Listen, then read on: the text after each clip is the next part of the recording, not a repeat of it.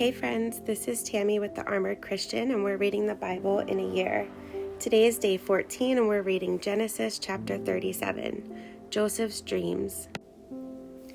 So Jacob settled again in the land of Canaan, where his father had lived as a foreigner. This is the account of Jacob and his family. When Joseph was 17 years old, he often tended his father's flocks. He worked for his half-brothers, the sons of his father's wives, Bilhah and Zilpah.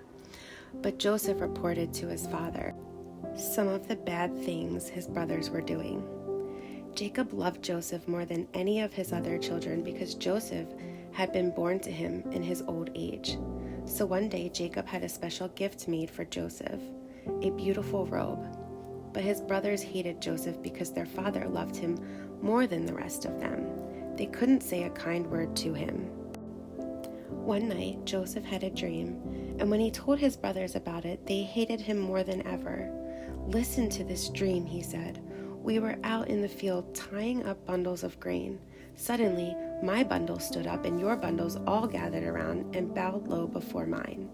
His brothers responded, "So you think you will be our king, do you? Do you actually think you will reign over us?" And they hated him all the more because of his dreams and the way he talked about them. Soon Joseph had another dream, and again he told his brothers about it. "Listen, I have had another dream," he said. "The sun, moon, and 11 stars bowed low before me." This time he told the dream to his father as well as to his brothers, but his father scolded him. "What kind of dream is that?" he asked. "Will your mother and I and your brothers actually come and bow to the ground before you?" But while his brothers were jealous of Joseph, his father wondered what the dreams meant. Soon after this, Joseph's brothers went to pasture their father's flocks at Shechem. When they had been gone for some time, Jacob said to Joseph, "Your brothers are pasturing the sheep at Shechem. Get ready, and I will send you to them." "I'm ready to go," Joseph replied. "Go and see how your brothers and the flocks are getting along," Jacob said. "Then come back and bring me a report."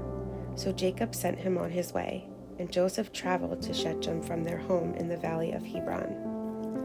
When he arrived there, a man from the area noticed him wandering around the countryside. "What are you looking for?" he asked. "I'm looking for my brothers," Joseph replied. "Do you know where they are pasturing their sheep?" "Yes," the man told him. "They have moved on from here, but I heard them say, 'Let's go on to Dothan.'" So Joseph followed his brothers to Dothan and found them there. Joseph sold into slavery. When Joseph's brothers saw him coming, they recognized him in the distance. As he approached, they made plans to kill him. "Here comes the dreamer," they said. "Come on, let's kill him and throw him into one of these cisterns. We can tell our father a wild animal has eaten him. Then we'll see what becomes of his dreams." But when Reuben heard of their scheme, he came to Joseph's rescue. "Let's not kill him," he said. "Why should we shed any blood? Let's just throw him into this empty cistern here in the wilderness. Then he'll die without our laying a hand on him."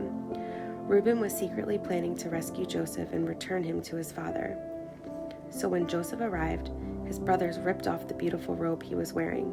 Then they grabbed him and threw him into the cistern. Now the cistern was empty, there was no water in it.